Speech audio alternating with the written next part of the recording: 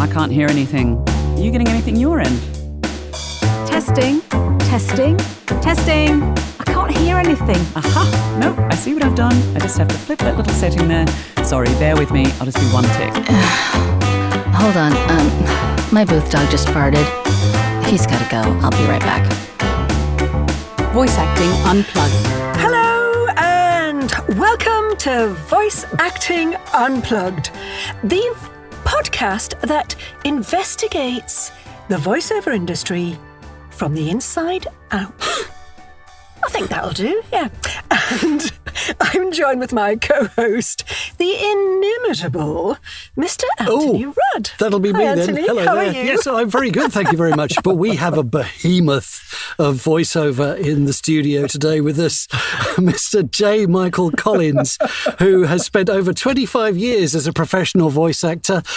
He has worked with some of the biggest companies, brands, sports leagues and organizations on the planet, a leading authority in the online casting marketplace, and has become recognized as an industry-leading voice talent coach and demo producer.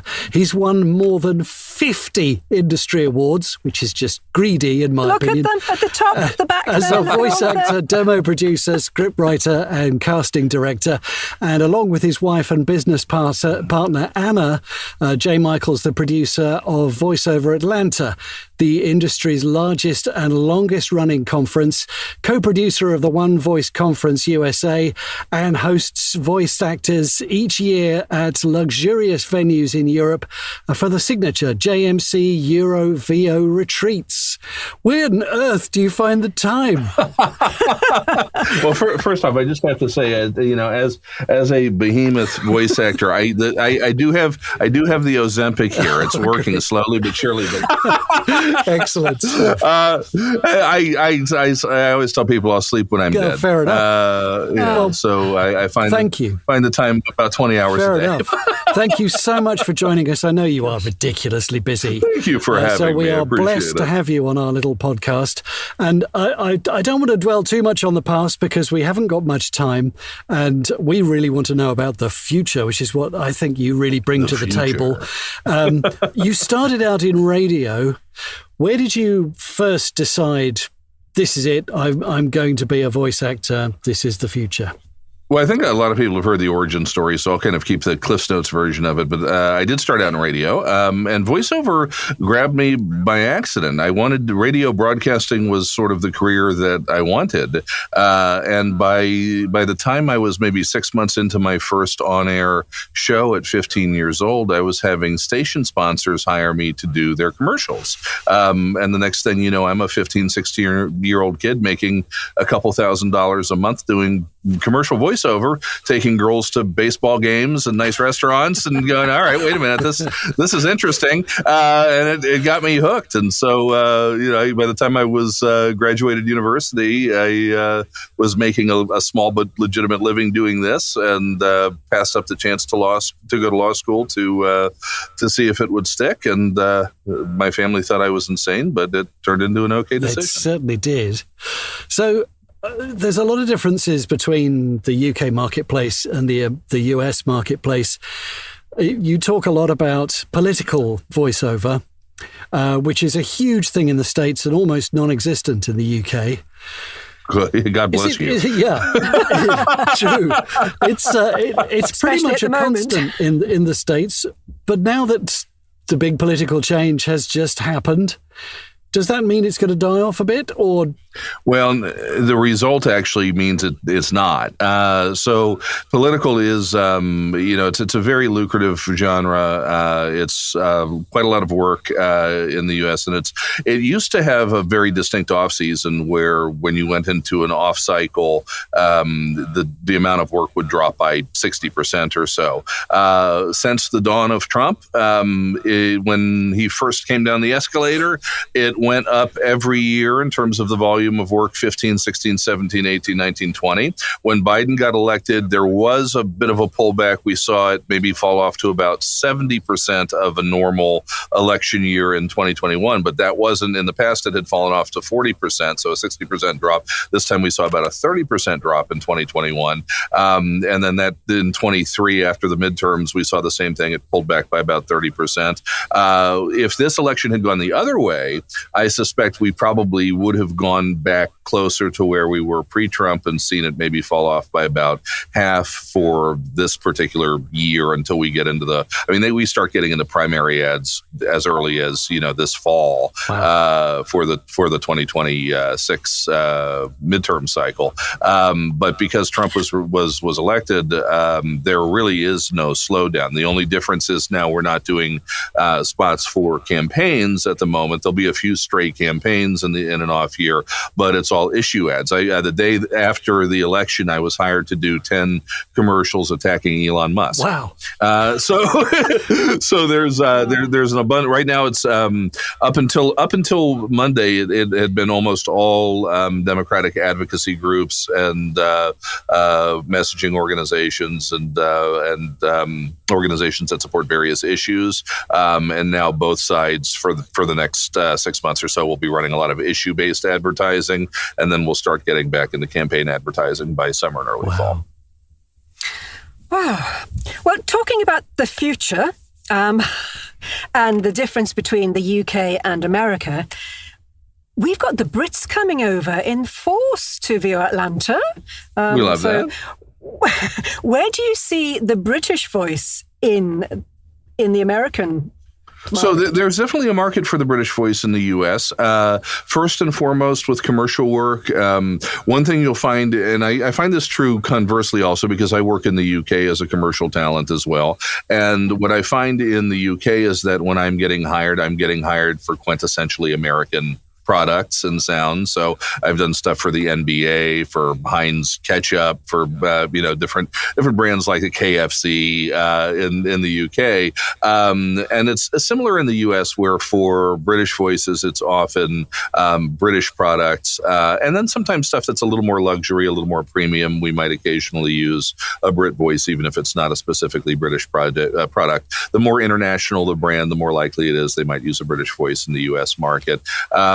Also, where there is some call for UK voices is in non-broadcast narration. So especially for more international brands, even if they are US-based or US-centric, if they are sending their e-learning or corporate narration or medical narration content to a global audience, they may choose to use a UK voice, even if they're buying out of the United States. So there's a market there. I always tell people there's a little bit of, unless you're David Attenborough or, one of a handful of people who get very lucky, there's a little bit of a ceiling in the U.S. market for UK talent. And, I wouldn't expect to come into the U.S. market and get too far out of five figures. But making a decent little income in the U.S. is attainable. And I found the same thing for U.S. voices in the U.K. It's a, modest but decent little amount every year that I can count on. And it's nice that we both have those opportunities. So what's the best approach then for a British voice who does want to come into the US?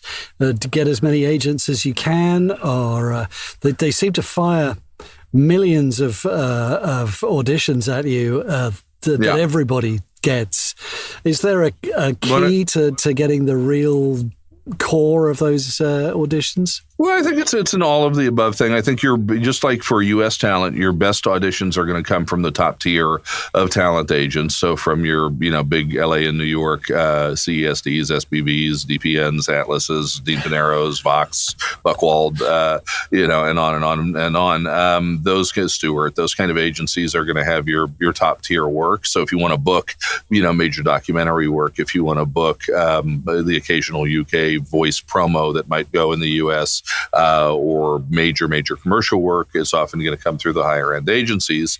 You can do some marketing on your own to production companies and ad agencies, and that can be effective because they won't often have a lot of Brit voices. So if you've got really good demo reels, if you've got a little bit of a body of work, and you can make a good presentation, sometimes a British talent might have a little bit of an easier job of getting onto those rosters than a U.S. talent, because there are just more of us who are trying to access those rosters. And that can work with talent agents as well. They often aren't oversaturated with Brits the way they are with various demographics of U.S. voices. If you use online casting platforms, the good news is, if you use online casting platforms in the U.S., unlike American talent, who typically have to spend for the higher tiers to get any kind of decent access these days, UK talent typically don't, because there's not as much work. So there won't necessarily be as many opportunities, but you also don't have to play the rat race game on those sites and maintain high statistics and have to audition over and over and over again.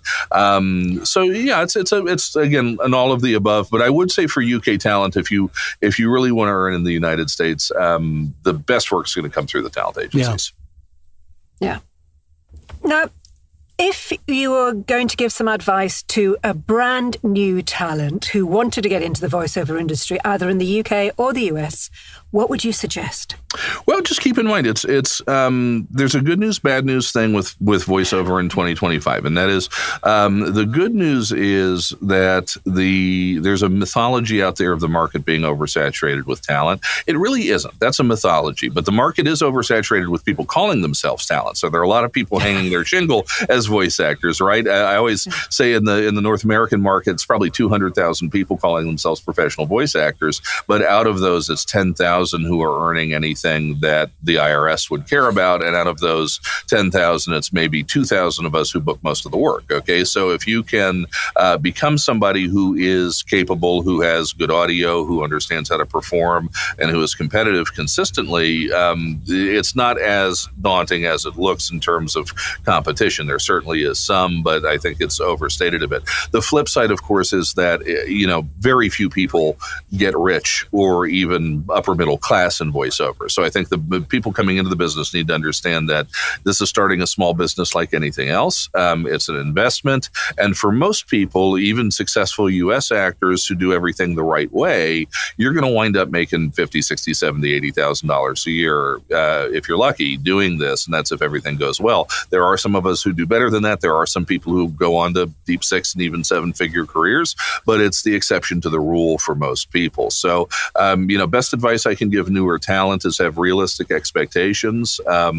Be smart about how you approach the business. Don't enter into the actual competition of the industry until you've had the proper training and you have a proper home studio and you have proper professional demo reels and a good website, and you're ready to compete on a high level. A bad demo will get a door closed on you for a long period of time, and you've only got that one chance to make a first impression. So just make sure you have your package together, and when you do launch yourself out there, that you're ready to do it. And please don't pay $500 for a weekend workshop that promises you a demo at the end and that you'll be ready to go out and book work from day one. Absolutely. So what's the difference in delivery then between, would you say, an American voice actor and a British voice actor? Is there any difference between the two? It's a lot faster. Yeah, we're faster. And I mean, obviously we sound different, but the interesting thing is that I've found over the years, and this is not meant to be pejorative anyway, but I found that trends in the United States tend to trickle down into the UK market about 7 years later. The Canadian market, it's about 3 years, and then in the UK, it's about 7 years. So America started really getting into more diverse voices and younger voices 15 years ago or so. I found in the UK that was more like 8 or 10 years ago that we started to hear less RP, and that started to accelerate over time. So I actually don't think that there are massive differences in the concepts. I do think there are differences in sort of the timing of the trends and what the markets are looking for.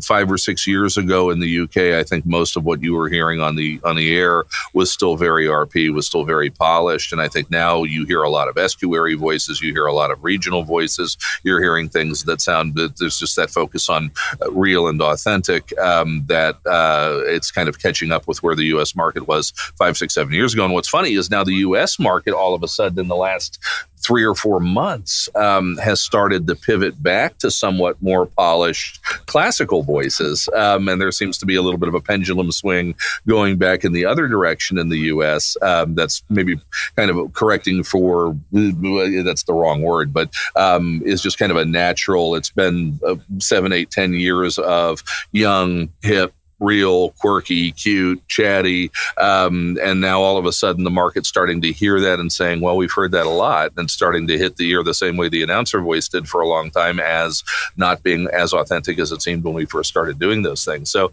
it's always moving. But it's very interesting to watch how the UK market evolves compared to the US market over time.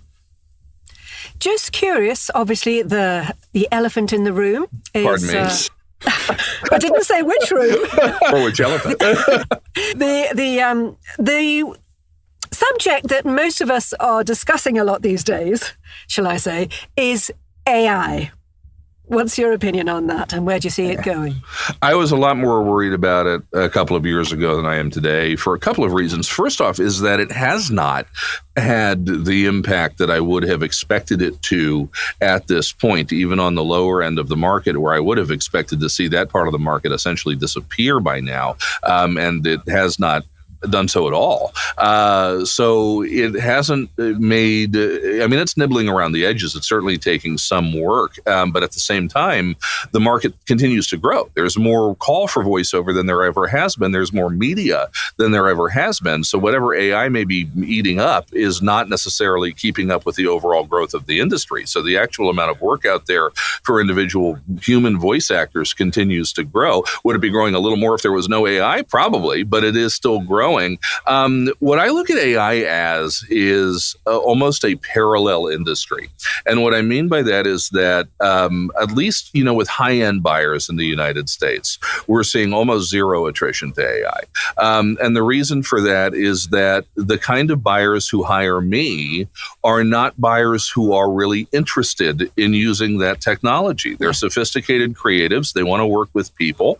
It just doesn't pique. They're not budget sensitive necessarily, and it just doesn't really pique their interest. Whereas I think there are also certain buyers who are just immediately going to say, we want to go with AI. We want to use that. That's what we want to do. It's easy. It's fast. We're not necessarily worried about it being absolutely perfect. AI can only ever be as good as we are. It can never be better than we are. And so I think there's in very many ways separate markets. And I think that there was this panic for a while that it's going to come in and take all our work. And I just simply think that the work it's taking was not our work to begin with. There's the kind of people that didn't have the budget for a voiceover in the first place, I think, are the main people that are using it.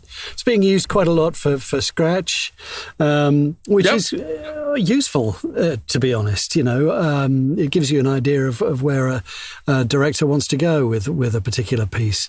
I had a client hire me not that long ago for a video for the Cannes Film Festival, and he sent me the Scratch, which was AI, and I'll be honest, it was pretty good. And we get into the recording session, and I asked him, it's not a bad AI voice. Why wouldn't you just use that on the final?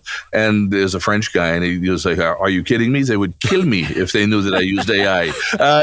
When they've spent, $500,000 on this production, right? It's like...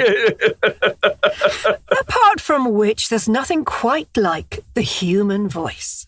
Not yet. So. Not yet. Well, and there will be, but will it ever have soul? And also on top of that, we work in an industry where the people who hire us, the creatives, there is, I think, just a preferential bias in favor of working with other human beings. And there's no, what I always say with AI is a very interesting thing, and I think it's going to have very positive, impacts in certain parts of the world. If AI can perform a surgery faster and better than a surgeon with better outcomes, and you can prove that consistently over time, that's a great use of AI.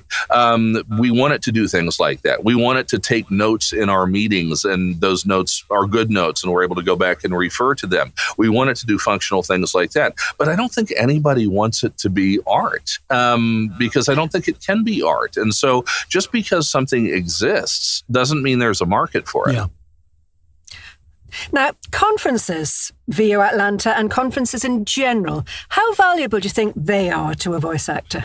I think they're valuable. It depends on, I'm biased when giving that answer because I own one and I, co-produce the other. But they, I'll say something that I always say a conference owner shouldn't say, which is that I think the biggest value of the conferences is not necessarily the content. The content's valuable. You're going to learn a lot of things. You're going to encounter new perspectives. You're going to hear from people who have been very successful. You're going to get the chance to sit in rooms with agents and casting directors and managers and ad agency people and producers. But I'm a big believer that I always say, people know that I hire talent.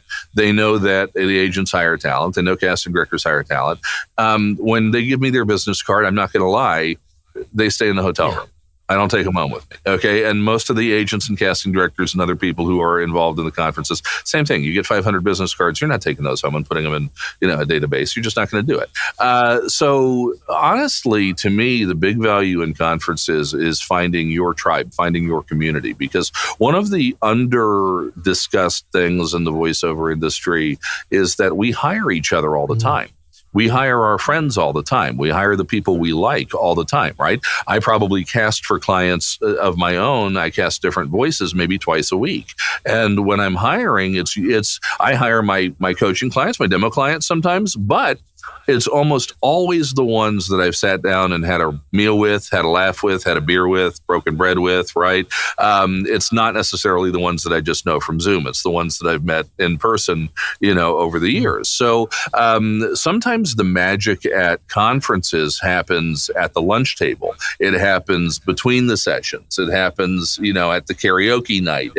It's those social building things where you find your little community of people, because once we have that, and once you have your little circle of people, and that might be 8 people, it might be 80 people, okay? But once you have that, we have a way of taking care of each other. And, you don't go into it cynically with the idea of I'm trying to network so I can get jobs from fellow voice actors. That's not necessarily the best use of your time, but you'd be surprised how organically that happens once people start to like you.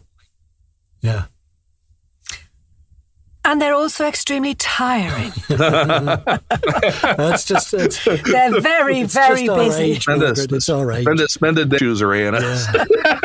I always joke that I had, this was before we even owned the conference. There was one in maybe 2018, where we were just sponsoring VO Atlanta, and I was speaking on a few different things, and I woke up on the Saturday morning after the long Friday of content, and I rolled over and I looked at Anna, and I was like, I don't want to get up. And I was like, I don't want to be JMC today. And she was just like, go get dressed and get your ass downstairs.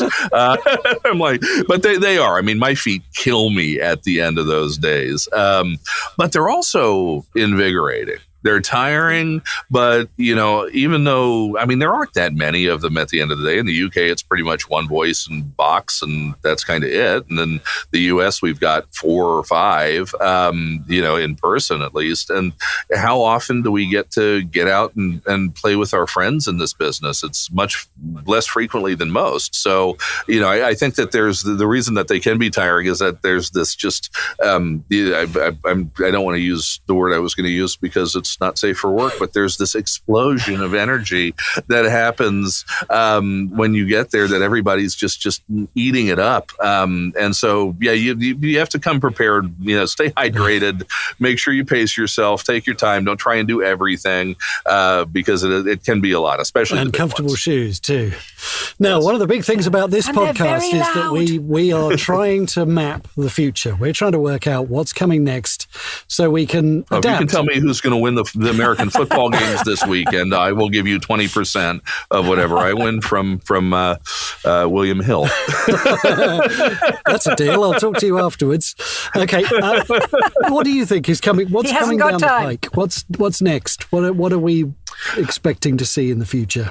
Well, I think I think different markets, different things. I think what we're experiencing in the U.S. right now is a very sudden vibe shift in terms of commercial casting in particular, where I think this is going to be the first year in the U.S. market in a long time where there's not necessarily an it voice, where there's not a thing that they're looking for. There's certainly a movement back towards more assertive reads. There's a movement a little older in the U.S. right now. But I think that what we're going to see is a year where it really is going to be, are you the right voice for the project? And not so much, do you fit a certain box? Do you fit a certain demographic? Do you fit a certain age range?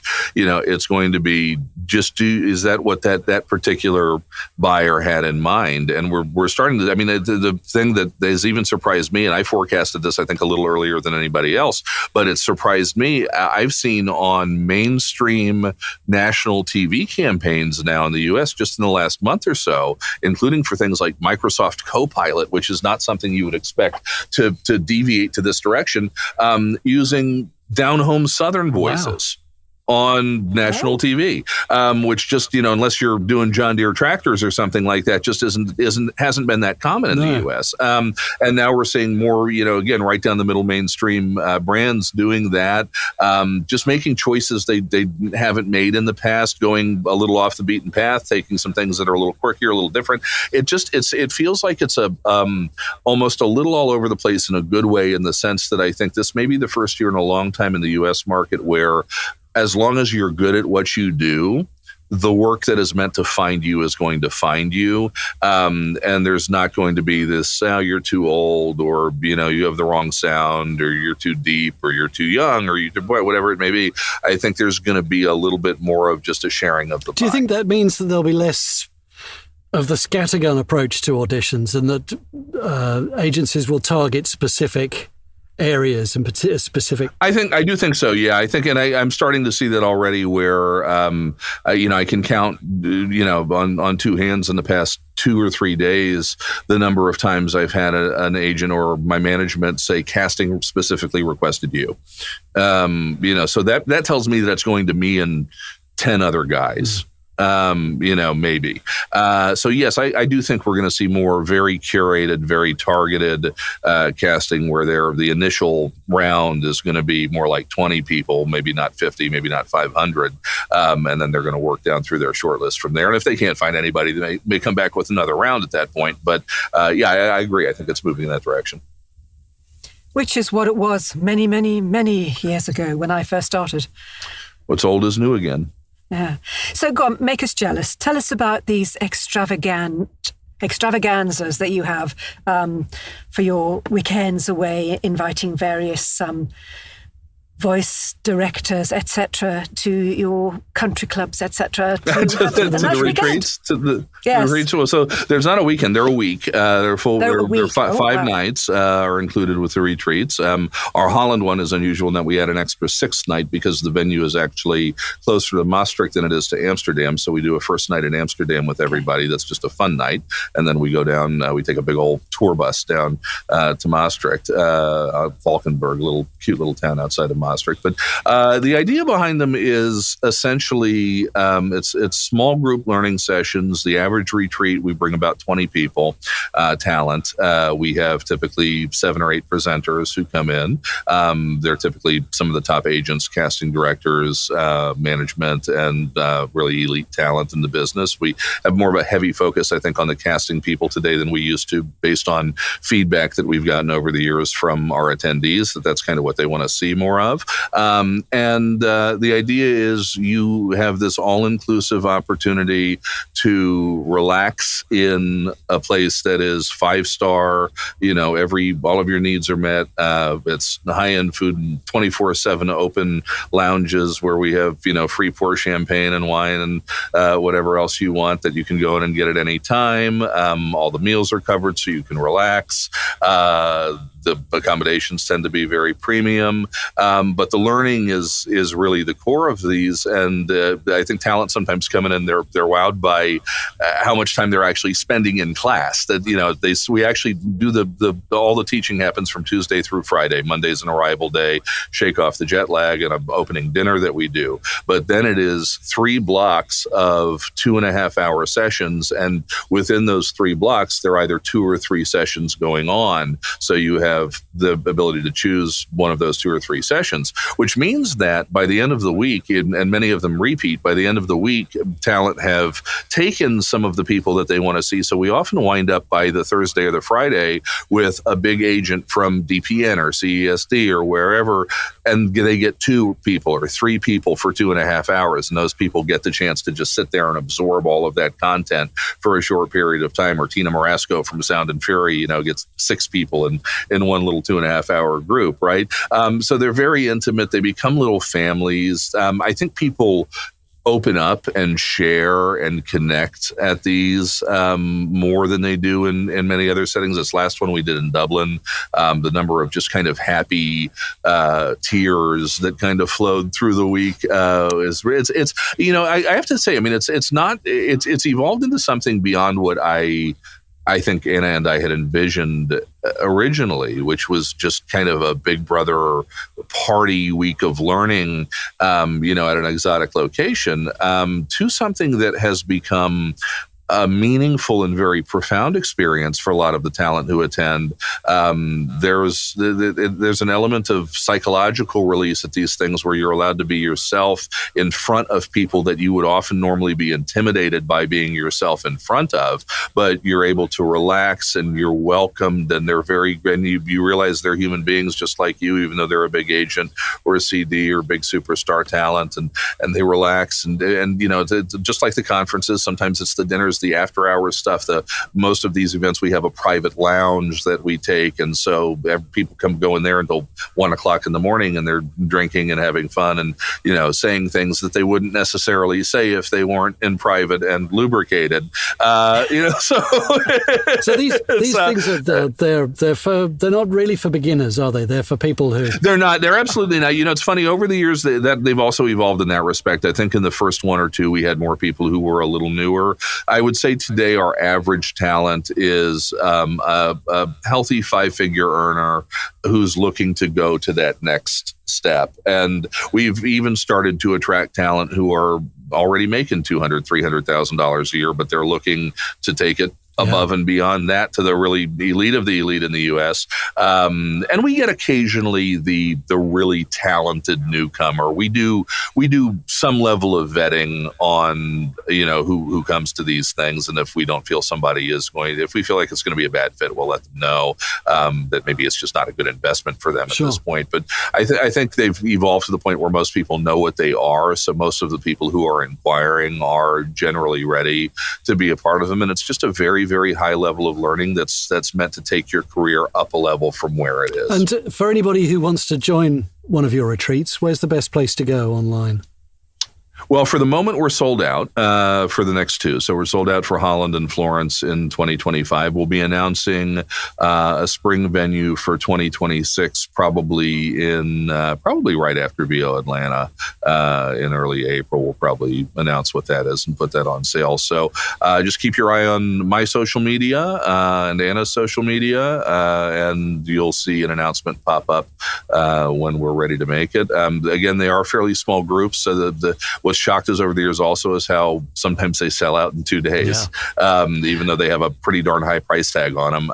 But they sell out very, very. We get a lot of repeats. We get now to the point that we have what we call our frequent flyers. Who each retreat now seems to be at least a third of people who have come before, sometimes even a half, to the point where it was one. I'm going to throw her under the bus, but I love her to death. Rebecca Lee, who's a fantastic, very successful talent, but she's got a problem. She's addicted to it. She just keeps coming back. And I write little handwritten cards to all the attendees when they come that we put in the bags that are waiting for them in their room. And with Rebecca's, most of the time they're very, very thoughtful, very sweet little messages. My message to Rebecca this time was, Rebecca, what the?